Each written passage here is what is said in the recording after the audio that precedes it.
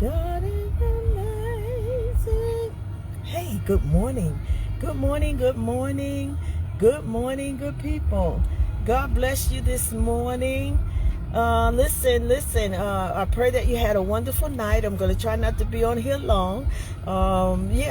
You had a wonderful night. I pray that you have slept well and you have slept and rest well. Yeah. And I pray that you have gotten up into this brand new day that the Lord has blessed us with, this brand new day that the Lord has given us, this brand new day, my God, that we get to decide, make the decisions that we need to make for our lives. Also that may even affect the lives of others. So that's the thing that I'm on here this morning to talk about, that the Lord put in my spirit this morning, to encourage someone this morning, to inspire someone, maybe even to warn someone, if you will, to employ someone. Be careful about your day. Be careful about the things that you do, the things that you plan to do, the things that you are doing, and the things that you're thinking about doing. And I say that to say, in the sense to, the Lord said to be sober-minded.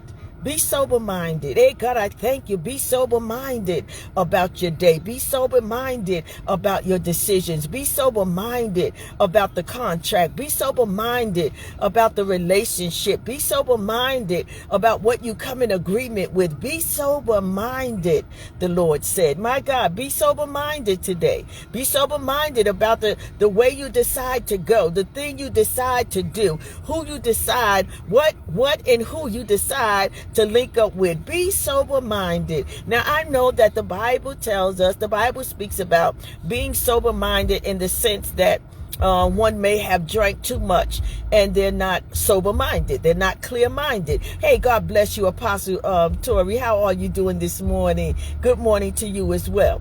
Yeah, I know that the Bible talks about being sober-minded in the sense that someone may have drank too much. Well, that's not what I'm saying. That's not what God is saying this morning about being sober-minded. He's saying be clear, be clear, be clear.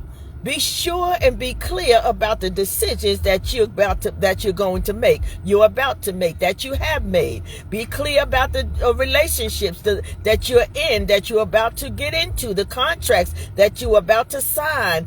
Be clear about those things. And when he says be sober-minded, because there are other things that could cause us to not be sober-minded, to be otherwise. Frustration, anger, stress, these things will cloud up our thinking. They will cause us confusion. These things will get in the way, will cause us to make a decision, a rash decision, and we'll find ourselves not where we want to be. We'll find ourselves not with who we want to be with. But we'll find ourselves having to live out something that is not beneficial, that is not most beneficial or profitable for us, for our lives, for the plan of God for our lives. So God is saying be sober-minded. Be careful, be clear, have clarity about the decisions that you're going to make.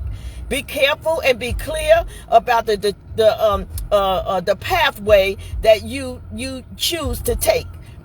Okay? The things that you're about to come into, the things that you're thinking about going into, the thing that you're thinking about connecting with and hooking up with. My God, be sober-minded. God says, be clear, understand, go in, my God, go in with clarity.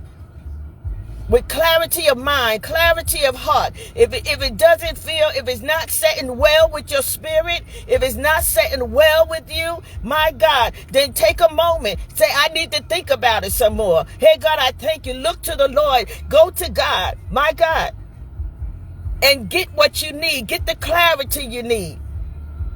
Get the help that you need. Get the instruction that you need.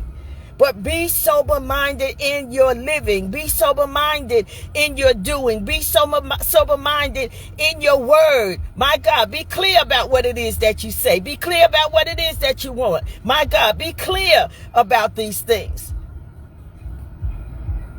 so that you can make an informed decision. We can make an informed decision about our lives, an informed decision about the plan of God for our lives, informed decision. Because the decision will affect not only us, but it will be a triple effect. And it will triple into other things, my God, into other things in our lives, into other things, my God, that God had already purposed and planned for us. It'll trickle into other things and take us off course. And deceive us to believe that we made the right decision, that we're going in the right direction. My God, that we have connected with the right people. Remember, as the Bible tells us, that we are even the angel, my God, even the angel appeared as light. So there's some things that's going to appear to be the right thing, to look good, to maybe even feel good, but it may not be good. It may not be good, and it may not be God. So be sober-minded. Be sober-minded, my God, about what we do and how we do it and when we do it and where we do it and who we do it with. My God. The Lord wants us to be clear about the decisions that we're making. Be clear about signing on the dotted line. Be clear. Be clear about it. Be clear about the pathway or that you're deciding. My God, you may be at a crossroad, and you're trying to decide which way to go. You may be at a crossroad, and you're trying to decide what it is that God would have you to do. You may be at a crossroad, and you're gonna need clarity. You're gonna need clarity. And the clarity gives us certainty that when we take that next step, when we take that next turn, my God, when we sign on that dotted line, when we shake, my God, that other hand, my God, that hand that's on the other side, when we link up with, when we connect with, whatever that is, that we are anticipating about or thinking about, my God, whatever it is that we're working in or working on, be sober-minded. Have clarity, because the clarity is going to be our certainty. Hey, God, I thank you. Clarity is going to be our certainty. And if we can't look to nothing else or nowhere else, if we can't even look to ourselves, if we are uncertain, then let us look to God. Let us get instruction and direction, my God, from God. Let him give us. And it may not be the way we thought that it would be. It may not be the way may not be for us to go that we thought. The contract may not be the one that we thought was to sign. The connection may not be the one that we thought was good or was needed. My God. Hey, God, I thank you. Let us be sober-minded. Let us be sober-minded in our decisions. Be sober-minded in the things that we're doing. Be sober-minded in the decisions that we're making in our life, in our ministry, in our Christian walk. My God, be sober-minded. In other words, don't let your mind, my God, don't be full of fear or doubt or anxiousness, things that cloud up, my God, our thinking. Don't allow ourselves to feel pressured or be pressured into making a decision, into doing something, into going somewhere, my God, that may not be the thing that we needed to do, the way that we needed to go, the thing that we needed to do, the yes that we needed to give. And then find ourselves having to work our way out of that, having to, my God, scramble our way out of that, having to, my God, work harder than we should have, or work harder than we would have had to. Go through some unnecessary stress, some unnecessary frustration, unnecessary be in the presence of unnecessary company, if you will, if I can say that. Unnecessary people who looked like they had what you thought you needed, until we got in it, only to realize there was nothing there that you could get out of it that would give you what you needed, what God intended for you. It's like the fig tree. It looked like it had fruit. My God. Hey, God, I thank you. There's many things and many people out in the world today. My God, my God. The spirit of deception that looks like that it's it. That looks like it has. That looks like it's the answer. That looks like it's the way. Until you approach it. And sometimes until you find yourself in it. And get tripped up.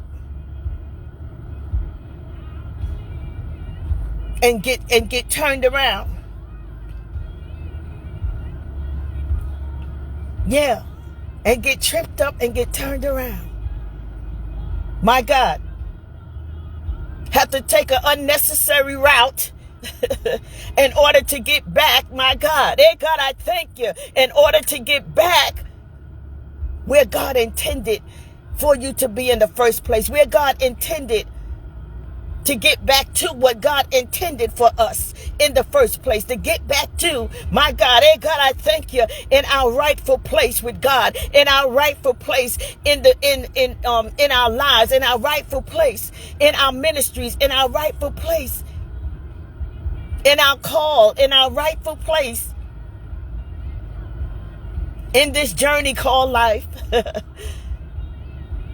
in this walk called Christendom. Yeah. That we won't be left somewhere stranded, trying to survive, without a survival kit. Following something that we now have to try to get ourselves out of. Work ourselves out of, overwork ourselves. So be sober-minded. That's what I came on to say this morning. God bless you. God bless you. I love you. This is a moment to speak life. This is the word that the Lord has declared. This is the car ministry this morning. I had to run in for an appointment, but I needed to come on and to share that word. My God, be sober-minded. Not that you're taking a drink, but there's some things that we can get connected with, some things that we can get hooked up with, some things, my God, that can lure us in. Can lure us in. That will cause us, that will make us. Hey, God, I thank you. Glory to the Lamb of God, that we have taken a drink of the wrong thing. That causes us to be discombobulated. My God. So be sober-minded. Be careful. I love you this morning. This is a moment to speak life. Yes, yes, yes. And let your, while you're out, passing out love doses to everybody else. That's right. My God. And whatever way God gives you to do that, do that. Do that. But don't you dare forget to take a dose or two for yourself. I so love you. Thank you, Apostle Tori, for